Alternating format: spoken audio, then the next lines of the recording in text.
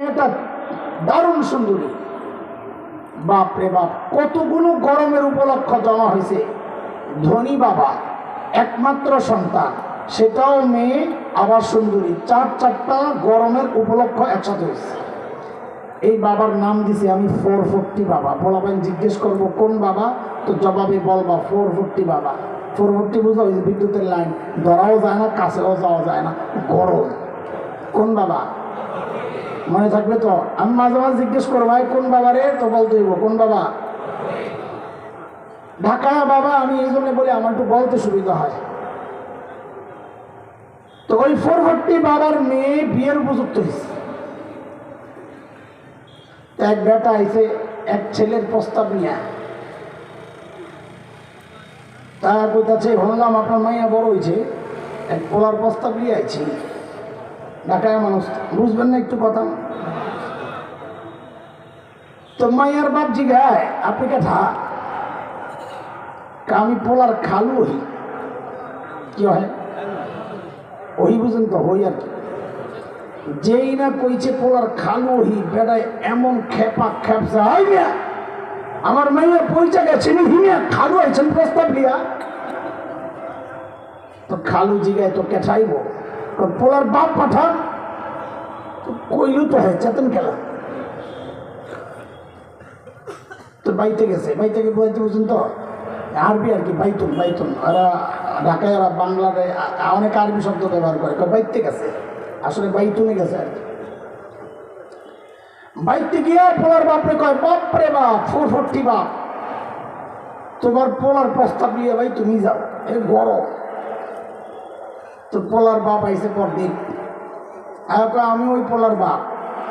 তো মাইয়ার বাপ কো আপনি পোলার নাম কি, দেখতে কি মন, এরা কেমন কয় না কি কয়, কি মন কি মন, দেখতে কি মন, হাইট কেমন, সুন্দর লাগে, বাপের নাম কি, পোলার নাম কি, মায়ের নাম কি, দাদার নাম কি, সব খবর লিছে লিয়া পোলার তো পছন্দ হয়েছে। এখন এই পোলার কাছে মাইয়া দিব, ফাইনাল সিদ্ধান্ত। এবার আপনারা বলেন এই বাবা কোন বাবা? এই বাবা তার মেয়েকে বিদায় দিলে যখন শাড়ি কিনবে, দামি কিনবে না কম দামি? কেন? টাকার অভাব নাই, খরচের এই মেয়ে ছাড়া আর জায়গাও নাই। তো বাজারে গেছে বিদায় দেওয়ার জন্য মেয়েকে, শাড়ি কিনছে তো সেরাটা, গয়না কিনে তো সেরাটা, প্রসাধনী কিনে তো সেরাটা, সব সেরা সেরা জিনিস দিয়া সাজায়া তারপরে মেয়ের বিদায় দেওয়ার কথা, নাকি? এমনটাই তো, নাকি বলেন আপনারা? এমনটাই তো দোস্ত।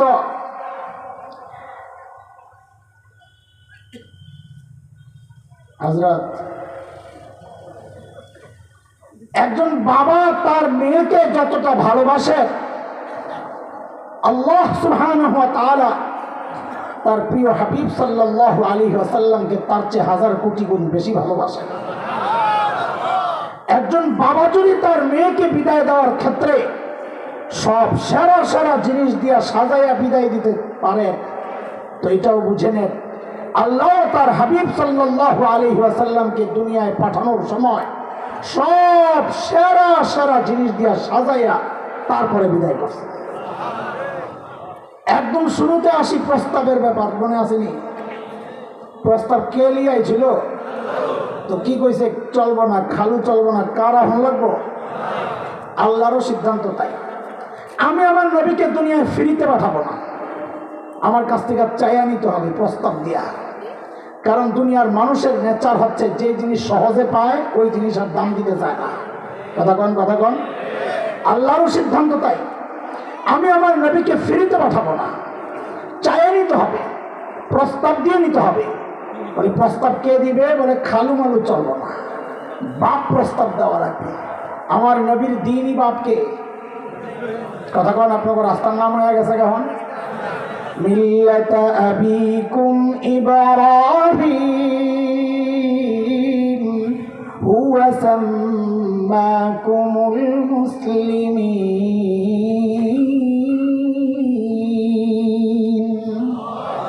খলিল ইব্রাহিম যখন বাইতুল্লাহ বানান, আল্লাহ খলিলের দিলের মধ্যে এই কথা ঢেলে দিয়েছেন, খলিল এত দামি একটা কাজ আপনি করেছেন খলিল, আমি আপনাকে পুরস্কার দিতে চাই, কি নিবেন বলেন? খলিল চিন্তা করলেন, সারা জিন্দেগি চায়া চায়া পাইলাম জমজমওয়ালা ইসমাইল। কাকে? জমজমওয়ালা। বলেন, শব্দটা বলেন। সারা জিন্দেগি চায়া চায়া পাইলাম জমজমওয়ালা, সুযোগ যেহেতু পেয়েছি এইবার চাইব সর্বশ্রেষ্ঠ। খলিল এইবার চায়া বসছেন আল্লাহর কাছে কাউসারওয়ালা। কারে চাইছেন? আরে শুনে, আমি যা বলবো দেখবেন সব কোরআন থেকে, তবে আমি একটু ঘুরে টুরে আইসা পরে আয়াত ফিট করবো আর কি, আগে একটু বুঝাইয়া লই। খলিল হাত উঠাইছেন, প্রস্তাব দিতেছেন, রব্বানা ওয়াবআস ফীহিম রাসূলান মিনহুম ইয়াতলু আলাইহিম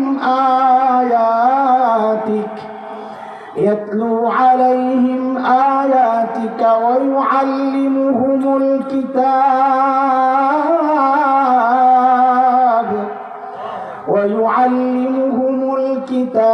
والحكمة ويزكيهم إنك أنت العزيز الحكيم। খলিল প্রস্তাব পাঠাইছেন, আল্লাহ বাইতুল্লাহ তো বানাইছি, এখন একে আবাদ করার জন্য একজন উপযুক্ত শিক্ষক দরকার। এই শিক্ষক চাইছেন কাকে? কাকে? তিনি কে? কাউসারওয়ালা নবী মুহাম্মদুর রাসূলুল্লাহ। আচ্ছা, একটা প্রশ্ন আপনার কাছে, এটা আমার বলার ছিল না, কিন্তু নানান ফিতনার কারণে এই সিপাই ঢুকতে চাই না আমি। এগুলো তো দরসের কথা, পড়াই যখন তখন এগুলো বলতে হয়। একটা চিপার কথা বলি আপনাদের, তো একটা ফিতনা দূর হবে, বুঝে আসবে আর কি ইনশাআল্লাহ। সেটা হচ্ছে, খলিল দোয়া করলেন, আল্লাহ এমন একজন নবী পাঠান, রসুল পাঠান, যিনি আপনার আয়াতের তিলাওয়াত করে শোনাবে, কালামের অর্থ জানাবে, শিখাবে, মানুষকে হিকমা শিখাবে, মানুষের আত্মা পরিশুদ্ধের মেহনত করবে, এমন একজন শিক্ষক পাঠান। তো আমরা কি করে বুঝলাম যে এই দোয়া দ্বারা আমাদের নবীকে চাইছেন? প্রশ্ন হয়েছেনি আপনাদের? আরে প্রশ্ন লাগছেনি? খলিল তো বলেন নাই রব্বানা ওয়াবআস ফীহিম মুহাম্মাদা, আল্লাহ মুহাম্মদ পাঠান, এটা বলেন নাই। খলিল বলেছেন রসুল পাঠান। রসুল কি আমার নবী একা না, আরো ছিলেন? তা আমরা কি করে বুঝলাম যে এর দ্বারা আমার নবী উদ্দেশ্য? হ্যাঁ,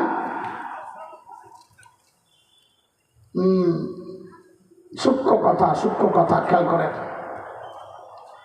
কারণ রসুল আরো ছিলেন, কিন্তু কোন রসুলের জিম্মায় ছিল না আসমানি কিতাবের তিলাওয়াতের দায়িত্ব।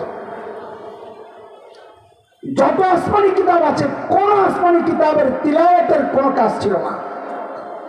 কেন? কারণ ওইটার তিলাওয়াতের কোনো ফায়দা ছিল না, কারণ সমস্ত আসমানি কিতাবের শব্দগুলো আল্লাহর না, বক্তব্য আল্লাহ। এই জন্য এটাকে বলা হয় কিতাবুল্লাহ, হয়ে লিখিত হয়ে গেছে অটোমেটিক।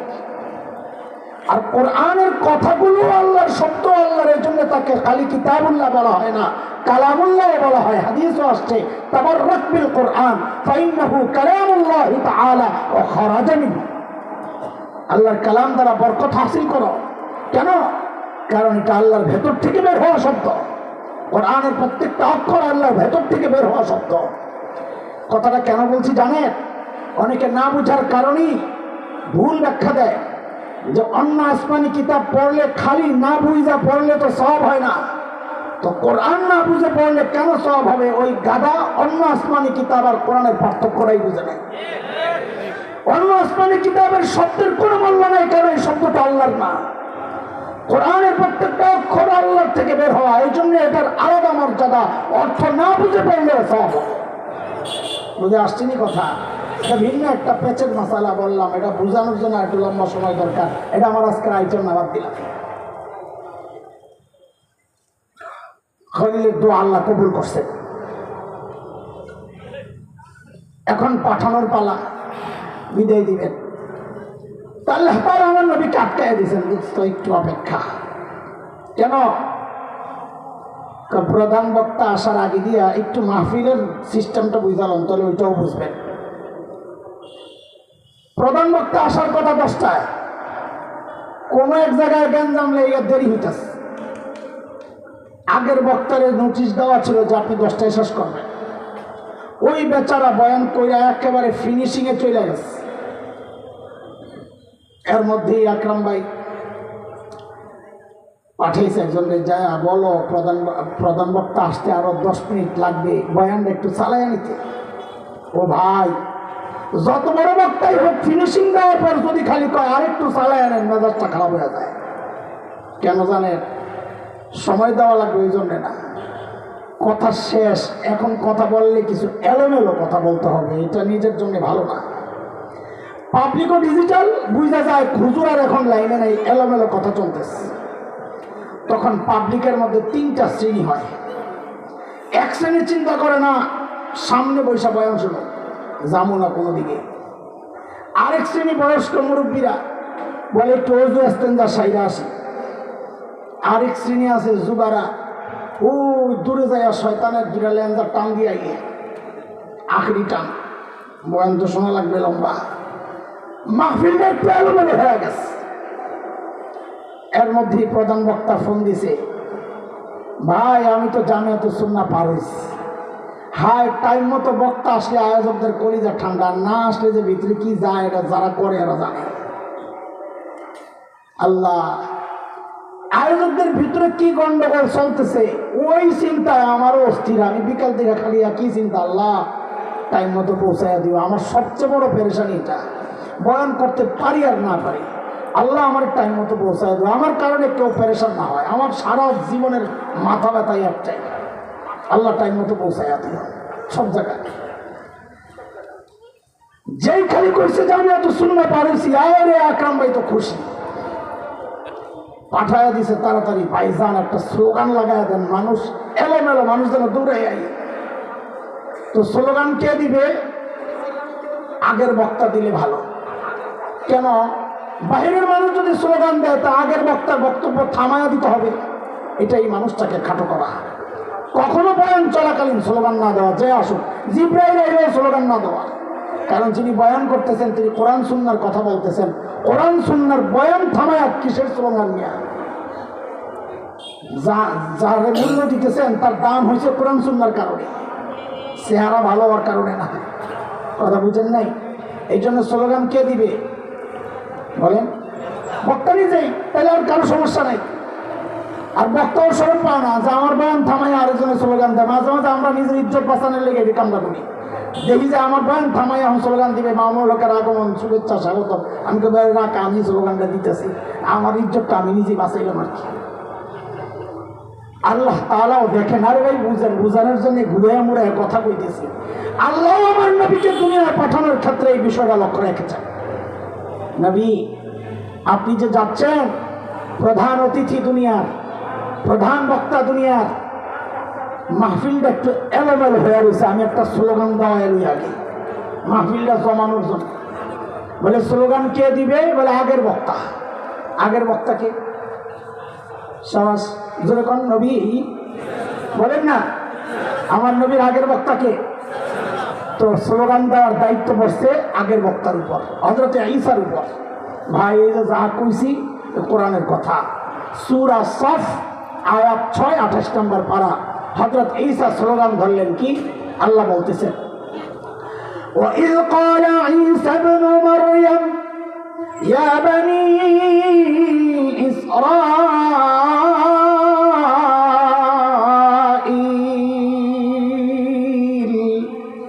إِنِّي رَسُولُ اللَّهِ إِلَيْكُمْ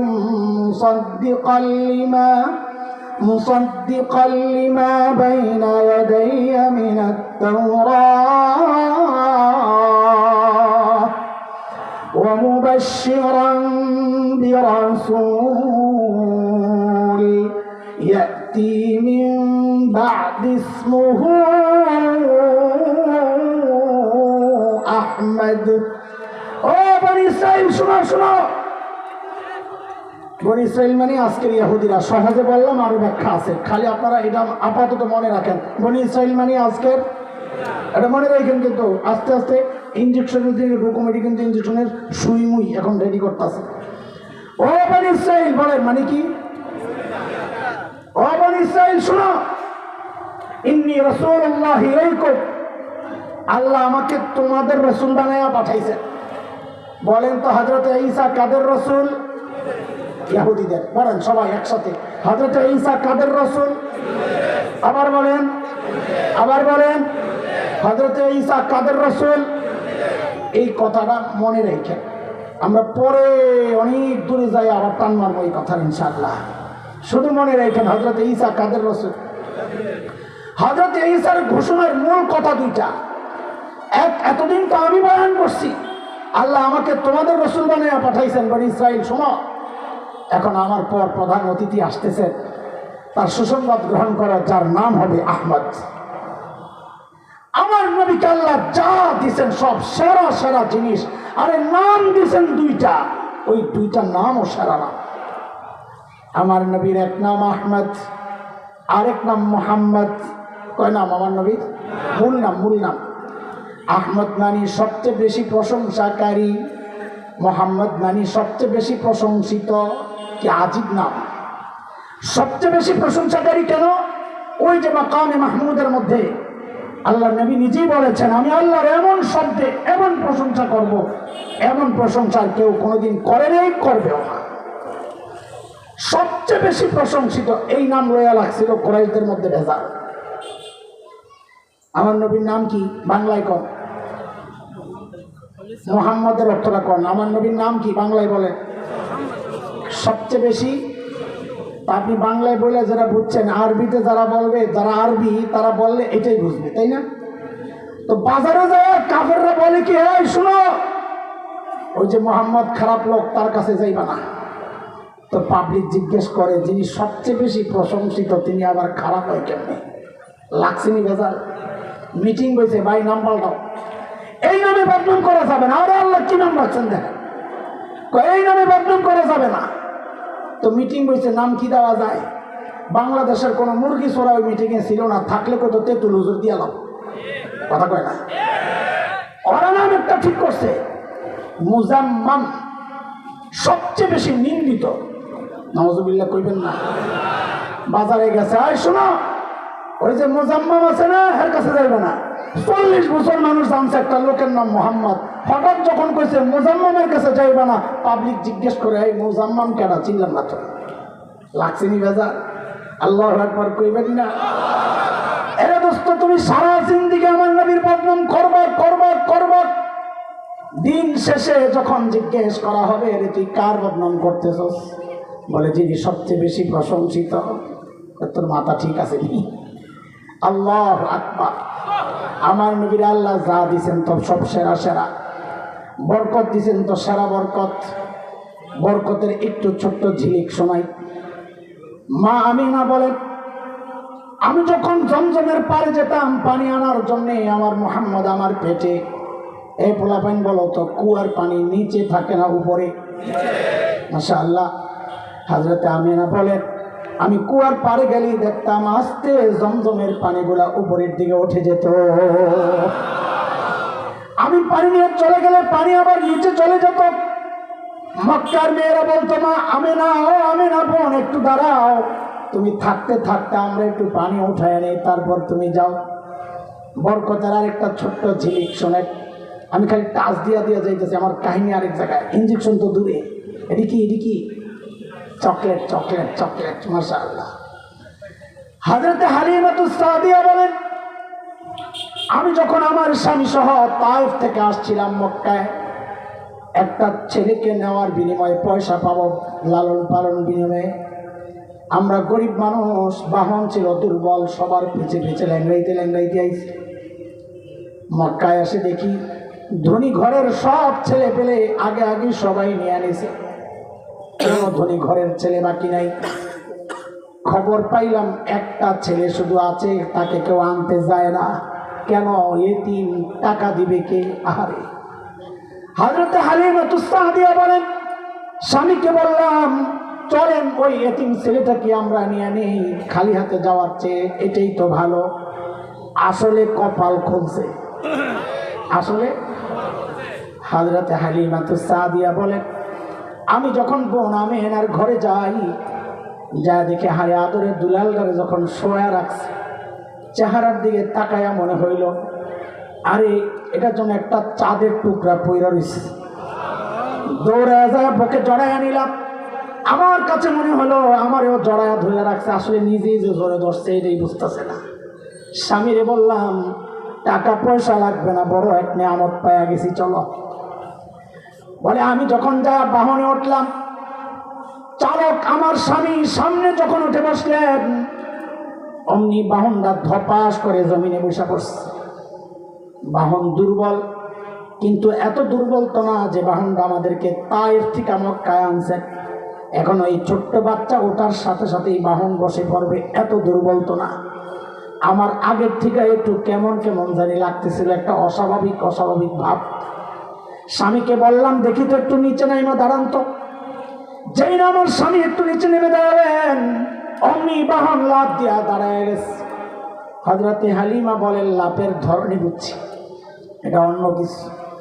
স্বামীরা আবার বললাম দেখি আবার একটু উঠে বসেন তো।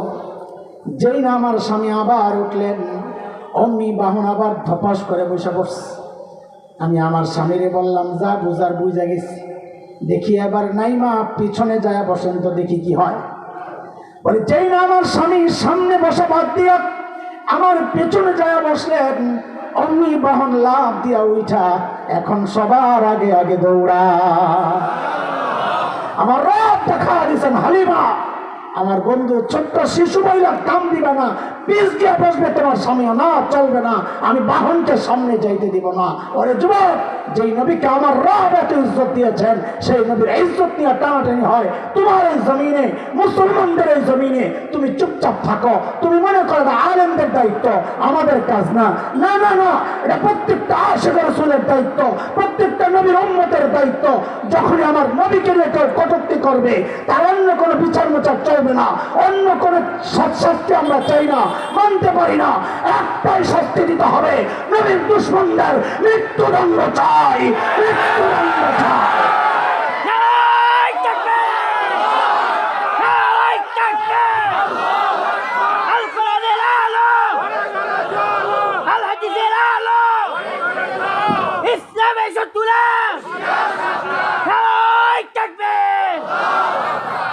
হযরতে হালিমাতুস সাদিয়ার বাহন এখন সবার আগে আগে দৌড়ায়।